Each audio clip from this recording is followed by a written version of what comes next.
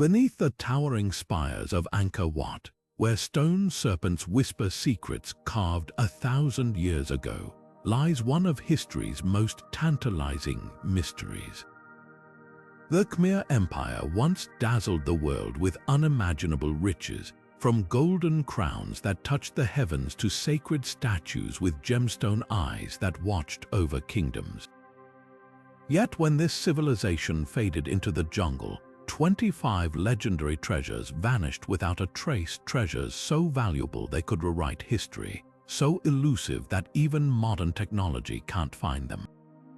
Tonight, we pull back the vines to reveal the Empire's greatest lost hoards, from war elephants armored in pearls to royal libraries filled with forbidden knowledge.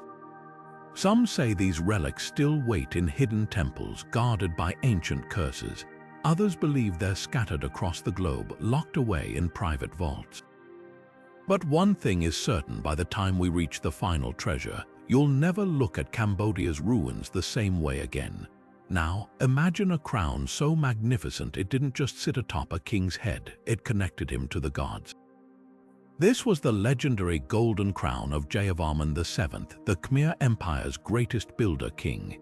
Crafted from the purest gold and studded with rubies, sapphires, and diamonds, this wasn't just jewelry. It was a sacred object believed to channel divine power. Eyewitnesses described it glowing in temple ceremonies as if lit from within. But here's where the mystery deepens. During the empire's slow collapse in the 1400s, the crown vanished from the royal treasury at Angkor Thom. Some scholars think priests hid it beneath Bayon Temple's labyrinth of corridors, where Jayavarman's smiling stone faces still watch over empty chambers. Others point to records of Siamese armies looting the capital in 1431. Could the crown have been hauled off to Ayutthaya? There's even a wild theory that French explorers in the 1860s found it melted down into ingots. Yet every few years, rumors surface. A gem matching the crown's description appears at auction, or villagers whisper of golden light deep in the jungle. One thing's certain: whoever finds this crown won't just uncover gold. They'll hold the very symbol of a god-king's authority, lost for centuries. While the golden crown represented earthly power, the Khmer Empire's spiritual essence was embodied in something far more enigmatic: the Emerald Buddha of Preah Ko. Carved from a single block of flawless jade, this 2-foot-tall statue wasn't just an artwork. It was the living manifestation of the empire's soul, said to have been blessed by Buddha himself. For centuries, pilgrims journeyed to Preah Ko Temple to glimpse its eerie glow, especially potent during full moons when the stone seemed to pulse with light. But in the chaos of 1431, when Siamese forces sacked Angkor, the statue vanished without a trace. Some accounts claim monks whisked it away through underground tunnels, hiding it in remote mountain shrines to avoid desecration. Others believe Siamese soldiers carried it off as war plunder. There are eerie similarities between this lost treasure and the famous Emerald Buddha now enshrined in Bangkok's Wat Phra Ki. Yet the Khmer version had unique features: a third eye inlaid with black diamond, and lotus petals carved into its base that matched Preah Ko's architecture. In the 1980s, a French art historian spotted a statue matching this description in a Swiss collector's vault, but before it could be authenticated, it disappeared again. Could this sacred object still exist, passing through shadowy antiquities networks? Finding it wouldn't just recover a masterpiece, it would reunite Cambodia with its spiritual compass. And speaking of sacred relics with explosive backstories, our next treasure involves celestial warfare, a sword forged not just for kings but for gods. Now let's turn our attention from spiritual relics to a weapon of legend, the diamond-encrusted sword of Suryavarman II. This wasn't just a royal accessory, it was a blade steeped in divine purpose. Crafted for the king who built Angkor Wat, the sword was said to shimmer with hundreds of diamonds, each one representing a celestial blessing. Inscriptions describe it as a weapon fit for the gods themselves, used in sacred rituals to consecrate the empire's most important temples. But here's where the mystery deepens. When Suryavarman II died, the sword vanished with him. Ancient texts claim it was buried in his tomb, a tomb that has never been found. Expeditions have searched for centuries, scouring hidden chambers beneath Angkor Wat and even using ground-penetrating radar in nearby jungles. In the 1920s, a French archaeologist claimed to have found a clue, a stone slab inscribed with directions to the king's resting place, but the trail went cold when the slab was lost during Cambodia's civil war. Some believe the sword still lies undisturbed, waiting to be uncovered. Others argue it was looted long ago, its diamonds pried out and sold across Asia. If it were found today, it wouldn't just be a priceless artifact, it would rewrite our understanding of Khmer craftsmanship and their connection to the cosmos. And speaking of royal treasures tied to temples, our next stop takes us beneath the roots of Ta Prohm, where silver scrolls may hold the empire's greatest financial secrets. Now let's journey from celestial weapons to two treasures bound by temple secrets. Beneath the crumbling corridors of Banteay Chh, Ma lies a legend that has tantalized treasure hunters for centuries, the Royal Jewel Cache. This sprawling temple complex, built by Jayavarman VII as a tribute to his son, conceals more than just intricate carvings. Local lore speaks of a hidden chamber beneath its labyrinthine galleries, packed with gold ornaments and uncut gemstones meant to fund the empire's military campaigns. In 2008, archaeologists discovered a collapsed tunnel system under the temple's western wing, its walls lined with empty niches that may have once held these riches. But here's the twist: no jewels were found. Some believe they were looted during the Cham invasions, while others insist the real cache remains buried deeper, protected by the temple's maze-like design. Meanwhile, just a day's journey south, the jungle-choked ruins of Ta Prohm guard their own metallic mystery, the Silver Scrolls. Unlike ordinary records, these thin sheets of hammered silver were said to bear coded inscriptions mapping a network of treasury tunnels beneath the temple. French colonial officers in the 1920s reported hearing whispers from local monks about scrolls that could make a poor man rule nations, but none were ever recovered. Recent LiDAR scans have revealed unexpected voids under Ta Prohm's roots, fueling speculation that the scrolls, and whatever they point to, may still be there. Could they lead to forgotten vaults of gold, or were they simply an ancient accounting system lost to time? Either way, these temple treasures remind us that the Khmer Empire's wealth wasn't just displayed, it was ingeniously hidden. And when it comes to hiding valuables, few relics rival the spectacle of our next treasure: pearl-studded armor fit for battle elephants. Now let's turn our attention from hidden temple treasures to the battlefield, where the Khmer Empire's most dazzling displays of power once thundered across the land. Imagine the sheer spectacle of a war elephant clad in armor dripping with pearls, a sight designed to strike fear into enemies and showcase the Empire's unimaginable wealth. This wasn't just protective gear, it was a moving fortress adorned with hundreds of iridescent pearls, each carefully drilled and threaded onto gilded bronze plates that shimmered under the Southeast Asian sun. Historical accounts describe how these armored elephants led charges during the Empire's Golden Age, their pearl-studded coverings clinking like celestial wind chimes as they marched. But like so many Khmer treasures, this opulent battle regalia met a grim fate. During the brutal Cham invasion of 1177, records suggest entire units of these pearl-armored elephants were captured or destroyed near the shores of Tonlé Sap Lake. Some historians believe the Cham forces melted down the metal components for scrap and kept the pearls as spoils of war. Others think the armor might have been lost beneath the lake's murky waters, perhaps still lurking in the sediment where panicked elephants and soldiers sank during chaotic retreats. That's where modern technology enters the story. Recent underwater surveys using sonar have revealed several anomalous objects resting deep in Tonlé Sap's bed, their shapes eerily resembling the dimensions of collapsed elephant armor.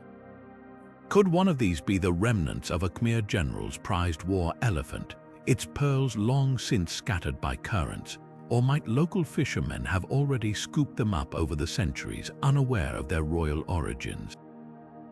What we do know is this: the pearl-studded armor symbolizes more than lost riches. It represents the Khmer Empire's ability to turn even war into theater, where intimidation and artistry marched side by side. And speaking of artistry, our next mystery takes us from the chaos of battle to the quiet halls of forgotten knowledge, the lost library of Angkor Thom, where palm leaf manuscripts once held secrets that could rewrite history. Now let's step away from the clamor of battle and into the hushed corridors of vanished wisdom. Hidden within Angkor Thom's labyrinthine walls lay a treasure far more elusive than gold: the lost library, a repository of palm leaf manuscripts brimming with esoteric knowledge. These weren't just books, they were the Empire's intellectual lifeblood, recording everything from advanced hydraulic engineering to celestial alignments, medicinal herbs to cryptic spiritual rites. Picture shelves stacked with meticulously inscribed palm leaves, their delicate pages preserving secrets that could have reshaped our understanding of Southeast Asian history. But here's the haunting twist: unlike jewels or statues, knowledge is fragile. The library's demise wasn't just the work of invaders. Climate played a silent thief. As monsoon patterns shifted and humidity crept into Angkor Thom's storage chambers, the palm leaves began to warp and mold. Then came the looters, not just foreign armies, but locals desperate for survival during the empire's collapse.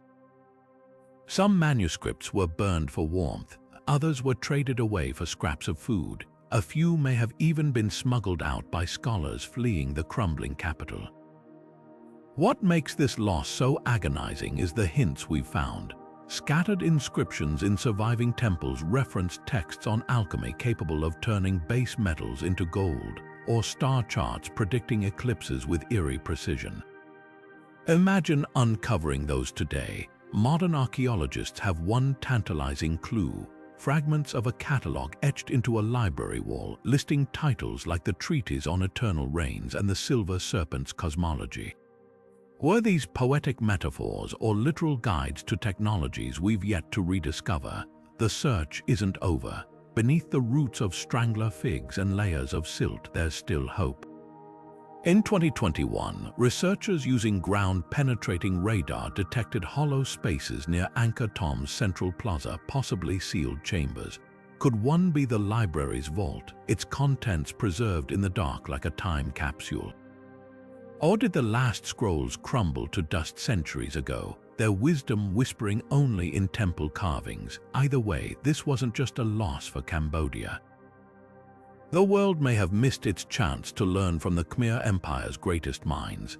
And speaking of minds, our next mystery takes us from lost knowledge to stolen divinity: the Ruby-Eyed Statue of Vishnu, a temple centerpiece that vanished not into the jungle, but into the shadowy realm of black market collectors.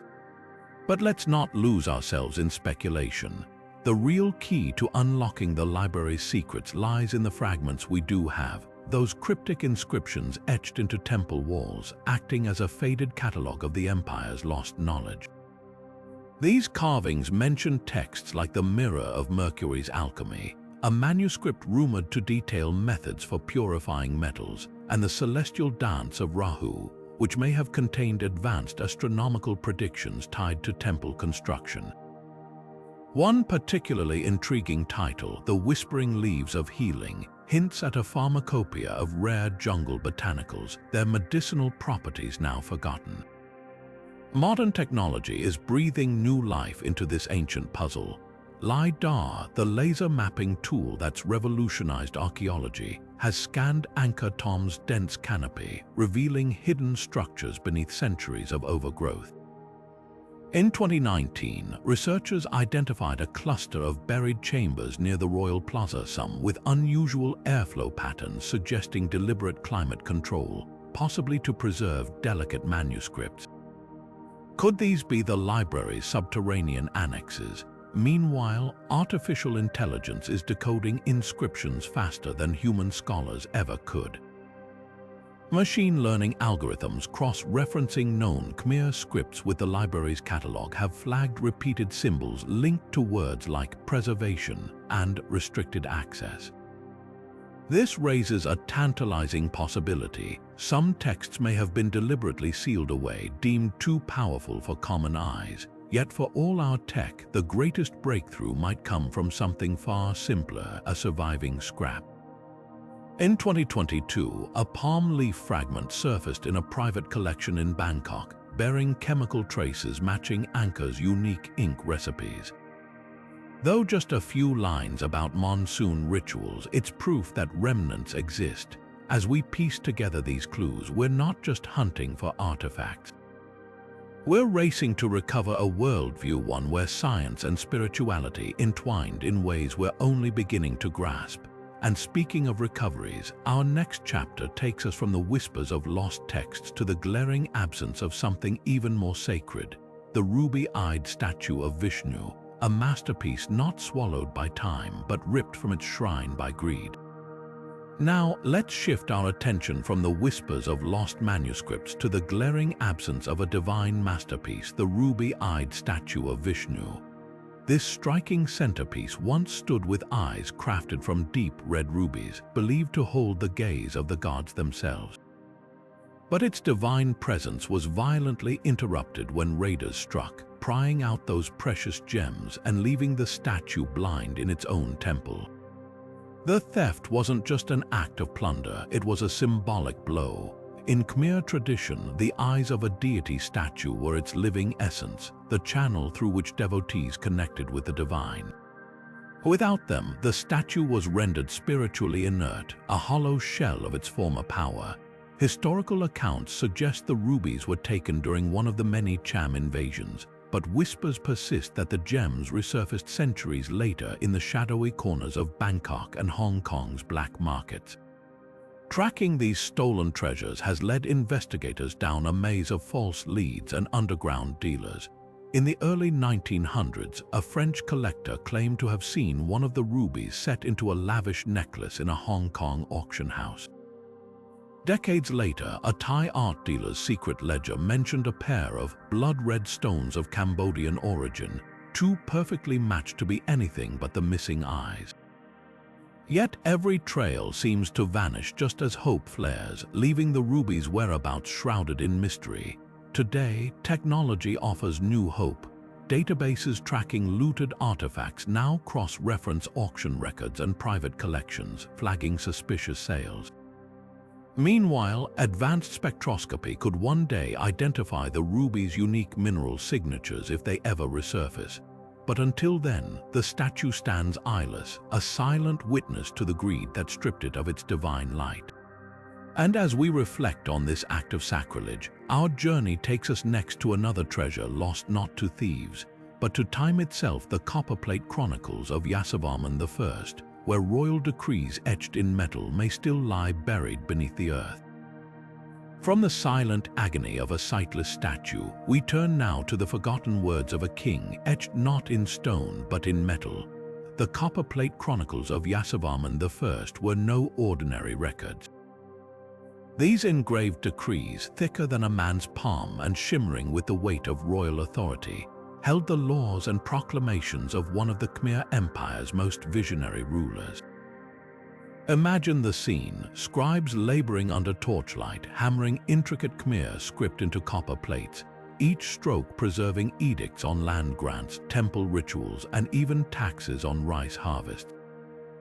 For centuries, these plates were stored in the palace archives at Angkor, consulted by officials and priests. But when Jayavarman's capital was abandoned, the chronicles vanished only to resurface briefly in the 1860s. A French explorer named Henry Mauhot, the same man who rediscovered Angkor Wat for the West, scribbled in his journal about seeing 12 or 13 copper sheets in a village near Siem Reap.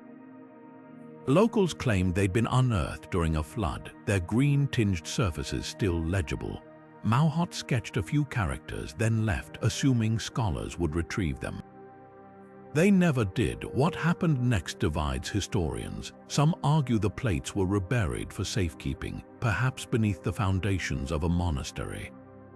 Others point to the rampant metal recycling of the colonial era. Copper was valuable, and countless artifacts were melted down for scrap, a grim possibility yet not without precedent. In 1923, a Phnom Penh pawnshop owner reportedly sold ancient copper sheets to a smelter, bragging they yielded enough material to cast 50 roof tiles. But hope flickers. Modern archaeology has tools Mao Hot couldn't dream of: ground-penetrating radar to scan for buried caches, and AI that can cross-reference his sketches with known Khmer inscriptions. Most tantalizing, a 2018 discovery in Myanmar of similar palm leaf texts preserved in a sealed clay pot. If monsoon rains hid the chronicles in such a vessel, their words might still survive, waiting to whisper Jayavarman's wisdom across the centuries.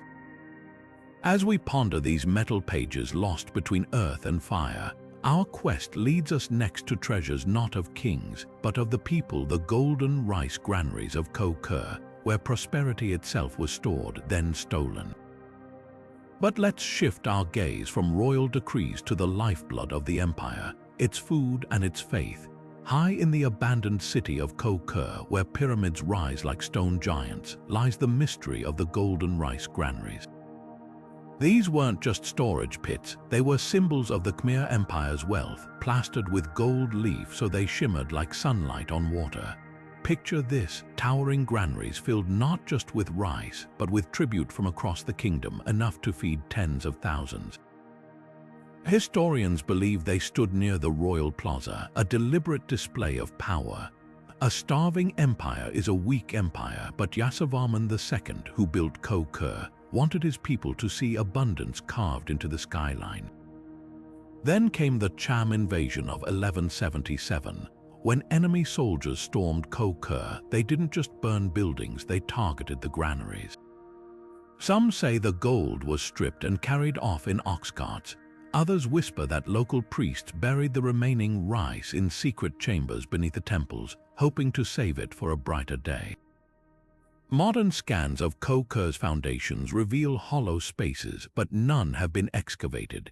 Could those tunnels still hold not just golden husks, but the empire's last act of defiance? Now, from the quiet theft of grain to the thunder of stolen music, the bronze drum hoard was no ordinary loot. These massive drums, some as wide as a chariot wheel, were the heartbeat of Khmer ceremonies. Cast with intricate scenes of gods and battles, they were struck during festivals to summon rain or war. In 1177, Cham raiders didn't just sack the capital, they hauled away hundreds of these drums as trophies. Vietnamese chronicles mention Cham ships overloaded with singing metal, sinking in storms, their cargo lost to the sea. Yet fishermen near Hoi and still pull up bronze fragments in their nets, pieces etched with the same patterns found on Angkor's walls. Here's the twist. In 2019, archaeologists unearthed a half-melted drum near Siem Reap. Its surface showed deliberate damage, not from battle but from a smelter's furnace. Someone tried to erase its history, but why was it hidden during the invasion, only to be found by thieves centuries later? Or does it hint at a darker truth, that some treasures weren't stolen but destroyed to keep them from enemy hands? From golden harvests to broken music, these losses reveal an empire fighting not just for its wealth but for its soul. And as the drums fell silent, another treasure slipped into shadow, one draped in ivory and stars. But that's a tale for another day. Now, while the drums faded into silence, another treasure of the Khmer Empire was meeting a different fate, one draped in elegance and celestial wonder. The ivory throne of Indravarman III wasn't just a seat of power. It was a masterpiece, its surface alive with carvings of gods and spirits, each panel telling stories of the heavens. Imagine ivory so finely worked that the stars seemed to shimmer, with scenes of Vishnu resting on the cosmic ocean and apsaras dancing across the arms of the throne. This wasn't mere furniture, it was a bridge between earth and the divine, meant to elevate kings to the status of living gods. But empires rise and fall, and by the 16th century, the throne's fate took a grim turn. Portuguese traders, hungry for exotic treasures, began combing through the ruins of Angkor. Records from a merchant's diary in 1558 describe a seat of ivory, broken yet glorious, hauled onto a ship bound for Goa.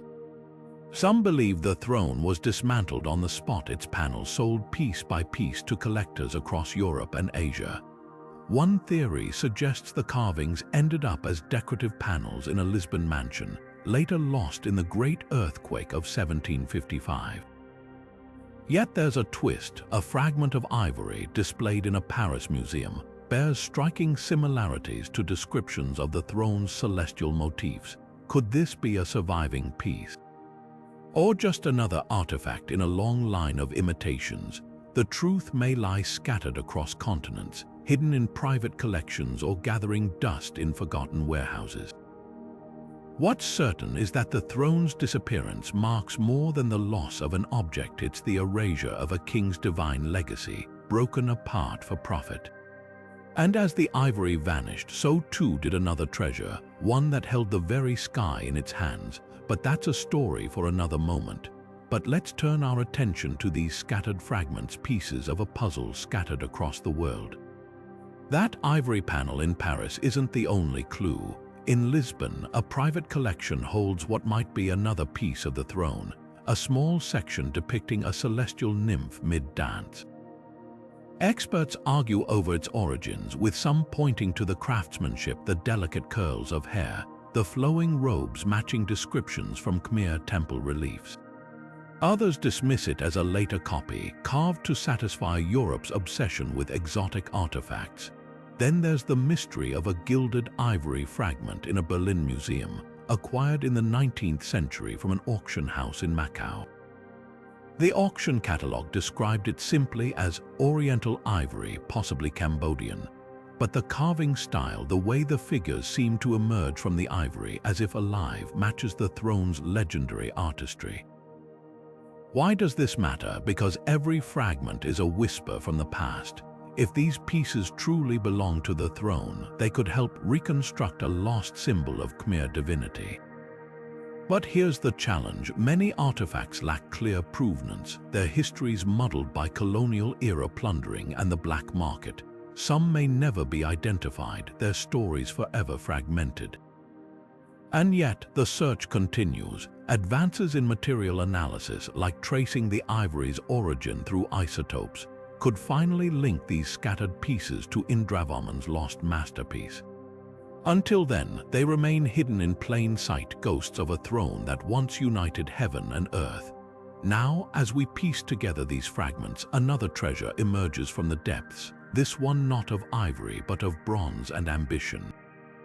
But that's a tale for another moment. Shifting from the echoes of ivory and gold, let's plunge into the watery depths of the Tonlé Sap, where an entire fleet of Khmer glory lies hidden beneath the waves. Legend speaks of royal barges, their hulls heavy with treasure, deliberately scuttled to thwart invaders during the empire's darkest hours. These weren't just boats, they were floating palaces, adorned with intricate carvings and laden with the wealth of kings, now resting in the lake's silty embrace. Recent sonar scans have reignited hope, revealing eerie shadows along the lakebed, structures too geometric to be natural. Some experts believe these could be the remains of the lost fleet, preserved by the Tonlé Sap's unique freshwater environment. One particular site near the ancient port of Chong Kajnis shows what might be the outline of a massive barge, its dimensions matching descriptions from Khmer inscriptions. But why would the Khmer sink their own ships? Historical accounts suggest a desperate strategy. Facing relentless Cham raids in the 12th century, commanders may have ordered the fleet scuttled to deny the enemy both treasure and naval advantage. Another theory points to ritual sacrifice vessels sent to the depths as offerings to the water spirits, a practice hinted at in temple carvings. The challenge now is excavation. The Tonlé Sap's shifting waters and thick sediment make diving treacherous, and looters have already picked over shallow sites. Yet, if even one barge is recovered intact, it could rewrite history. Imagine uncovering a king's ransom in gold ritual objects or the famed pearl-inlaid rudders described in chronicles. As technology advances, so does the hunt. Underwater drones and 3D mapping may soon unveil what centuries have kept secret. Until then, the Tonlé Sap guards its prizes, a liquid vault holding the last whispers of a drowned armada. And speaking of whispers, our next treasure speaks in jade and shadow. But that's a story for another moment. But while the Tonlé Sap hides its secrets underwater, the jungles of Phnom Kulen guard a different kind of treasure, one carved from sacred stone. High in this mountain sanctuary, the Khmer Empire once worshipped the Jade lingas, mystical stone pillars believed to channel the power of fertility and creation. These weren't mere sculptures, they were conduits to the divine, bathed in water that flowed over them, turning ordinary streams into holy blessings for the kingdom below. The lingas, polished to a mirror-like sheen, were said to pulse with the energy of the earth itself. Pilgrims would climb Phnom Kulen to pour offerings over them, praying for bountiful harvests and healthy children. Temples were built around these sacred sites, their foundations humming with the vibrations of ancient rituals. But when the empire crumbled, the lingas vanished, not by natural disaster but by human hand. By the 19th century, colonial collectors had set their sights on these artifacts, prizing them as exotic trophies. French explorers documented at least 12 jade lingas being hauled away from Phnom Kulen, their whereabouts disappearing into the ledgers of private auctions. Some resurfaced in Parisian salons, labeled as curiosities rather than sacred objects. Others may still lie untouched in forgotten corners of European estates, their origins erased by time. The trail grows colder with each passing decade, but whispers persist. Art historians trace suspicious gaps in museum inventories, while rumors swirl of a jade linga displayed in a Zurich penthouse, its true history known only to a select few. Meanwhile, modern-day looters still comb Phnom Kulen streams, hoping to stumble upon one last undiscovered relic. What makes these lingas so priceless? Beyond their spiritual weight, their jade was sourced from a single, now exhausted vein deep in the Cambodian highlands, a stone as rare as the prayers once whispered over it. And as we leave the mountains behind, our next treasure takes us from the sacred to the shimmering where regal extravagance meets a mystery written in silver. Now, as we descend from the sacred mountains into the heart of the empire's bustling trade and royal splendor, another mystery unfolds, one of vanished wealth and stolen legacies. Hidden among the ruins of Samba Preah Ko, the Khmer Empire's earliest capital, lies the ghost of its financial power, the lost silver coin mint. This wasn't just any workshop, it was the empire's economic engine, striking coins that fueled trade across Southeast Asia. The mint's dies, the engraved molds used to stamp silver into currency, were masterpieces of precision, etched with intricate Khmer script and sacred symbols. Alongside them, vast stores of bullion vanished without a trace. Theories range from Cham invaders melting down the silver to desperate Khmer officials hiding the empire's reserves during collapse. But not a single coin or die from this mint has ever surfaced intact, leaving archaeologists to piece together clues from scattered fragments. Yet even as the empire's coins disappeared, so too did the glittering symbols of its royalty. Among the most heartbreaking losses are the crown jewels of Queen Jayavarman, wife of the legendary Jayavarman II. Her dowry was a legend in itself, gem-encrusted diadems, golden hair ornaments set with rubies, and necklaces woven from pearls harvested from the Gulf of Siam.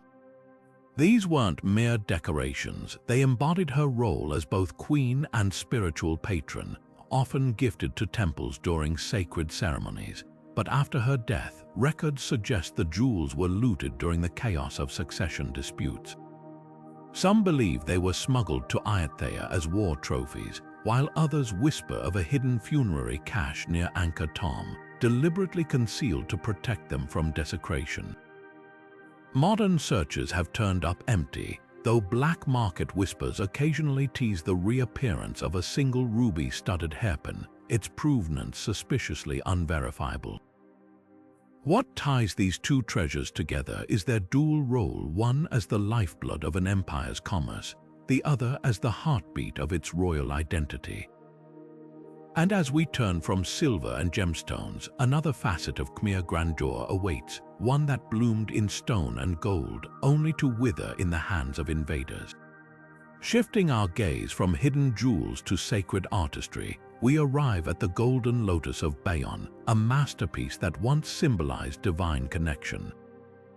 Crafted in the 12th century, this golden relic was no ordinary ornament. It featured 1,000 intricately shaped petals, each one representing the boundless wisdom of the Buddha. Placed at the heart of Bayon Temple, it served as both a spiritual beacon and a testament to Khmer craftsmanship, but its fate took a dramatic turn during the Thai raids of the 14th century. Historical records suggest that the lotus was either seized as war plunder or offered as a diplomatic gift to the Kingdom of Ayutthaya. Some scholars argue that Thai invaders, recognizing its sacred value, took it back to their capital as a symbol of victory. Others propose a more calculated move, that Khmer rulers, facing inevitable defeat, presented it as a peace offering to avoid further destruction. The mystery deepens when we examine Ayutthaya's own archives. While temple inventories mention golden lotus artifacts, none match the exact description of Bayon's 1,000-petaled wonder. Could it have been melted down for its gold, or does it still lie hidden in some forgotten royal vault? Over the years, whispers have surfaced about fragments of gilded lotus designs in Thai temples, but none have been definitively linked to the original. The golden lotus of Bayon represents more than lost treasure. It embodies the fragile exchange between art and power, between devotion and conquest. And as we unravel its story, another ancient marvel calls to us, one that held up the heavens themselves only to crumble into obscurity. Turning our attention to the intricate details of Thai artistry, we discover fascinating echoes of the lost golden lotus. Across the temples of Ayutthaya and Bangkok, gilded floral motifs appear in sacred spaces. But do any truly match Bayon's legendary relic? Siamese artisans frequently incorporated lotus designs into religious art, symbolizing purity and enlightenment. The similarity makes our search more challenging. Some scholars point to Wat Ratchaburana's ceiling decorations, where a central golden lotus with multiple layered petals bears a striking resemblance to descriptions of the Bayon treasure. The craftsmanship dates to the early 15th century, shortly after the Khmer Empire's decline, fueling speculation that it could be the repurposed original. Yet other experts argue these are merely inspired works created to honor shared Buddhist traditions. At Wat Phra Ko, home of Thailand's famed Emerald Buddha, we find another contender, a massive gilded lotus pedestal with nearly 1,000 small petals. While impressive, temple records confirm this was crafted locally centuries after the Bayon artifact vanished.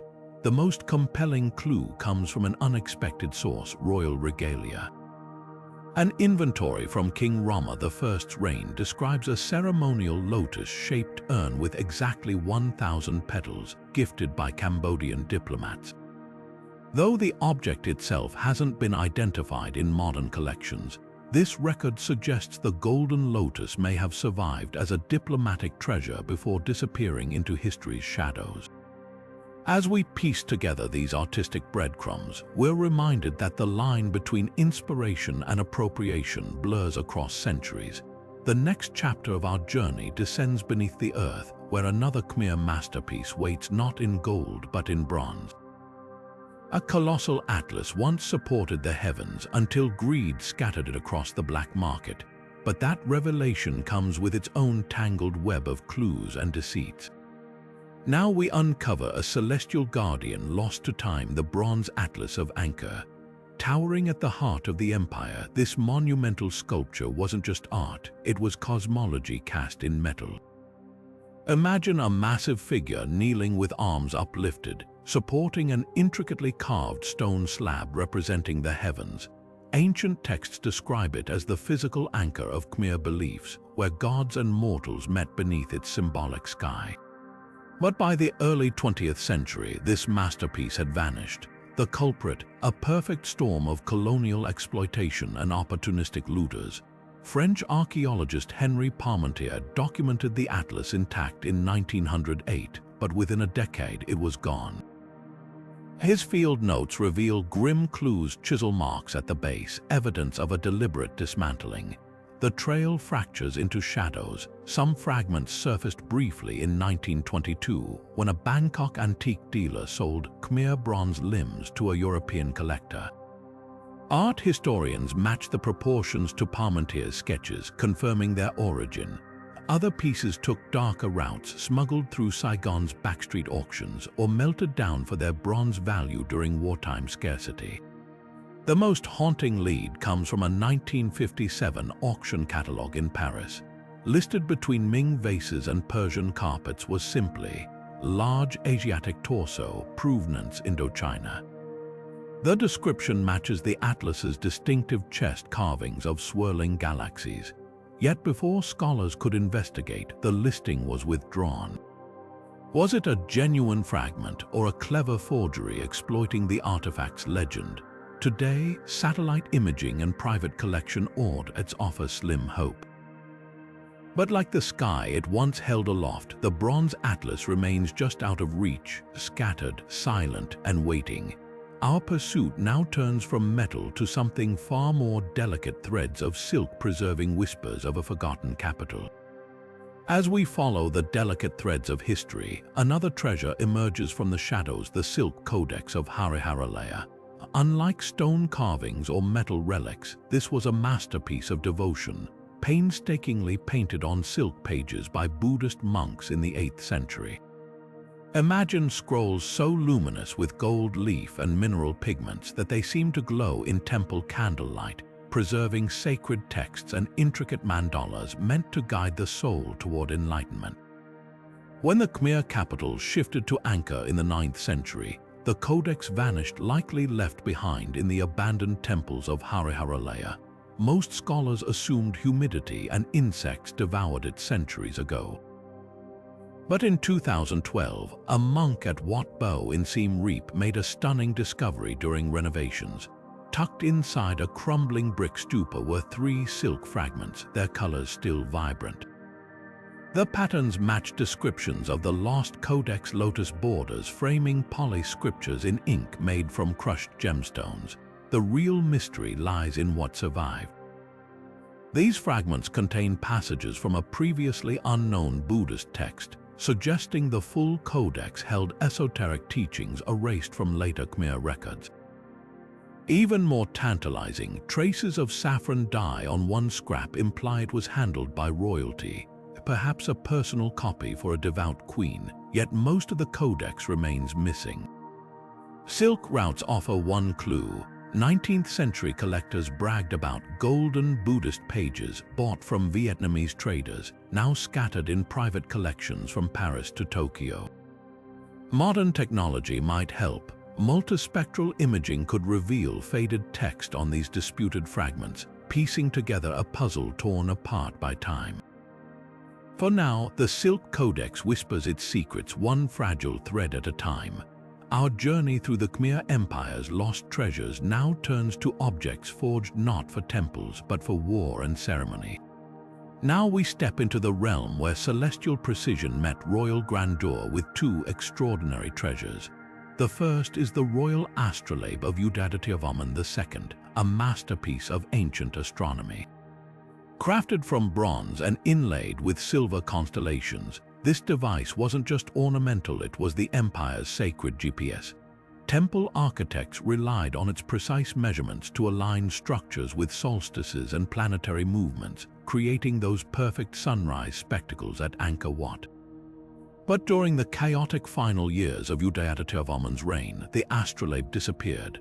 Some believe it was buried with the king, while others claim invading Cham forces melted it down for weapons. The truth might lie in plain sight. Experts now think fragments of its star charts were repurposed into temple decorations at Banteay Sama.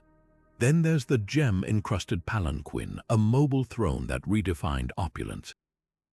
Picture a litter so heavy with rubies and sapphires that it required 100 bearers to carry it through Angkor's processions.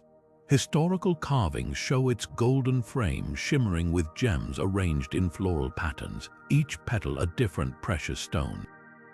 But this treasure met a brutal end during the Siamese sack of Angkor in the 15th century.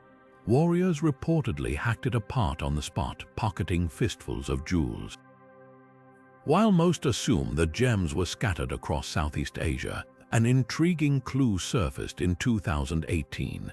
A sapphire-studded golden petal matching descriptions turned up at a Bangkok antique market carbon dated to the Khmer Golden Age. Could other fragments still exist, waiting to reconnect this shattered symbol of power? These two treasures, one guiding temples to the heavens, the other parading royalty through earthbound crowds, show how the Khmer Empire blended science and spectacle. As we continue our search, next we'll unravel the mystery of textiles woven with more than just thread. Turning our attention from celestial instruments and jeweled thrones, let's explore a treasure that wove together artistry and imperial propaganda, the diamond-threaded royal tapestries. Imagine vast textiles stretching longer than 3 royal elephants, their shimmering surfaces depicting Khmer military triumphs with threads spun from gold and studded with microscopic diamonds. These weren't mere decorations, they were storytelling masterpieces designed to awe foreign ambassadors and intimidate rivals. Skilled weavers in Angkor Thom's workshops spent years crafting single panels, embedding thousands of diamonds into scenes of naval battles against the Chams or processions of captive kings. What makes these tapestries truly fascinating is their unexpected journey beyond the empire's borders. Silk Road merchants, dazzled by their brilliance, traded them as diplomatic gifts to caliphs and sultans. Records from 13th century Baghdad describe a Khmer tapestry so luminous it was mistaken for a captured fragment of daylight. Fragments likely reached as far as Persia and the Ottoman Empire, where they were prized more for their materials than their historical scenes. Many were cut apart to adorn ceremonial robes or prayer rugs. Yet hope remains for rediscovery. In 2017, infrared scans of a medieval Anatolian carpet revealed hidden Khmer script woven into its border, proof that at least one tapestry fragment survived repurposing. Museum curators now scour Middle Eastern textile collections, searching for telltale diamond threading under ancient embroidery. Could these disassembled masterpieces one day be reassembled, restoring the empire's lost visual chronicles? As we follow these glittering threads across continents, our next mystery plunges beneath stone terraces to confront a king's cursed gold. Shifting our search from scattered fragments to imperial records, let's follow the trail of these Khmer tapestries straight to the heart of the Ottoman Empire. The Topkapi Palace archives hold tantalizing clues. Inventories from the 15th century describe sun-woven hangings from the Eastern kingdoms, adorned with gemstones that cast rainbows across reception halls. One particularly detailed entry mentions a gift from a Cambodian trade delegation to Sultan Mehmed II, a tapestry panel depicting Angkor's victory parade, its diamond threads arranged to make elephant armor sparkle under candlelight. What makes these Ottoman records so valuable is their precision. While many textiles were repurposed over centuries, palace conservators kept meticulous notes about storage locations. Some fragments may still lie forgotten in sealed chests within the palace's famed treasury chambers. In 2019, researchers comparing infrared scans of Topkapi textiles with Angkorian stone carvings identified matching patterns in a child's ceremonial robe, its borders stitched with Khmer lotus motifs. Even more intriguing, Ottoman accounts describe sultans ordering these fabrics cut into smaller pieces to distribute as royal favors, meaning fragments could be hidden in dozens of Istanbul's historic mosques and mansions.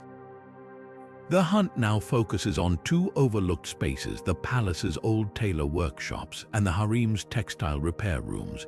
Here, generations of artisans patched garments with scraps from foreign treasures. Museum experts recently discovered that gold threads from a 16th century prayer mat match the unique alloy used in Khmer royal workshops. As scholars cross-reference Ottoman ledgers with Cambodian temple inscriptions, each clue brings us closer to solving a fragmented masterpiece's journey from Angkor's looms to Istanbul's shadowed vaults. Our next mystery takes us from silken threads to something far heavier. A king's cursed hoard buried beneath stone terraces where ground-penetrating radar has detected unsettling metallic echoes. Turning from shimmering textiles to sacred metals, we now uncover the fate of the Khmer Empire's legendary silver-banded bulls. These towering statues once stood as divine guardians at temple gates, their horns tipped with gold and bodies encircled by thick silver bands inscribed with prayers. Revered as protectors against evil spirits, they met a tragic end during the empire's darkest hours. When drought and invasions crippled the kingdom in the 13th century, desperate rulers ordered the bulls melted down for coinage. Temple records describe monks weeping as craftsmen sawed off the sacred bands, leaving only stone hooves behind. But not all was lost. Hidden fragments resurfaced in the early 1900s when French archaeologists discovered a cache of silver pieces in Angkor Thom's ruins. The most telling find, a hoof-shaped fragment bearing the royal smith's mark, a lotus entwined with a lightning bolt, now displayed in Phnom Penh's National Museum. Recent lab tests reveal even more secrets. The alloy contains traces of copper from Thailand's mines, proving the Khmer's vast trade networks. Curators also identified chisel marks showing where looters tried and failed to pry off bands during chaotic raids. These scars tell a story of devotion and defiance, as priests likely buried broken pieces to save them from destruction. One unsolved mystery lingers. A 19th century merchant's diary mentions seeing a complete silver hoof in a Vietnamese village, its surface still gleaming with ritual oils. Could more fragments lie hidden in plain sight, waiting to reunite these celestial guardians? As we ponder this, our search takes a chilling turn. Beneath the Leper King's terrace, radar pulses echo against something far more ominous than silver. Deep beneath the moss-covered stones of the Leper King's terrace, whispers of a cursed fortune have echoed for centuries. This hidden vault, said to hold the Khmer Empire's last great gold reserve, was sealed during the final days of King Jayavarman II's reign. Legends claim the king himself ordered the treasury filled with gold ingots, jeweled crowns, and sacred relics, then cursed any who dared disturb it. The stories tell of those who tried, from colonial treasure hunters to modern looters, meeting bizarre accidents or vanishing without a trace. Recent expeditions armed with ground-penetrating radar have revealed tantalizing clues. Scans show a vast hollow space beneath the terrace's northern platform, its dimensions matching ancient descriptions of the vault. Even more intriguing are the metallic signatures detected at a depth of 12 meters, readings consistent with gold alloys used in Khmer craftsmanship. But the radar also picked up something unexpected: jagged, branching patterns in the chamber walls. Some researchers believe these could be collapsed tunnels, possibly booby-trapped to protect the treasure. Local archaeologists warn that the site's curse might have a scientific basis. Soil samples show dangerously high concentrations of mercury, likely used to preserve artifacts or poison intruders. This toxic legacy has stalled full-scale excavations, leaving the gold's fate unresolved. Yet one persistent theory suggests the king's priests secretly emptied the vault during an invasion, scattering its contents across hidden temple caches. As technology advances, so does hope. New radar arrays deployed last year identified what might be a vertical shaft leading to the chamber, potentially a builder's escape route or a later looter's tunnel. Whatever lies below, the Leper King's gold remains one of Southeast Asia's most alluring archaeological puzzles. And with each scan, we inch closer to solving a mystery wrapped in legend, poison, and imperial desperation. But our journey doesn't end here. These 25 lost treasures are more than just relics. They're fragments of a civilization's soul, waiting to whisper their stories to those who listen, from golden crowns to sacred relics. These 25 lost treasures are more than just objects, they are fragments of history echoing the Khmer Empire's grandeur and vulnerability. Each vanished artifact tells a story of divine kingship, spiritual devotion, and the relentless march of time. The golden crown of Jayavarman VII symbolized celestial power, while the emerald Buddha of Preah Ko embodied sacred wisdom.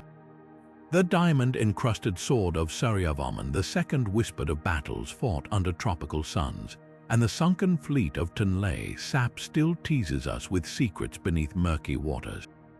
Some treasures vanished in flames of war, others slipped silently into private collections, and a few may still lie hidden waiting beneath temple roots or buried in forgotten vaults.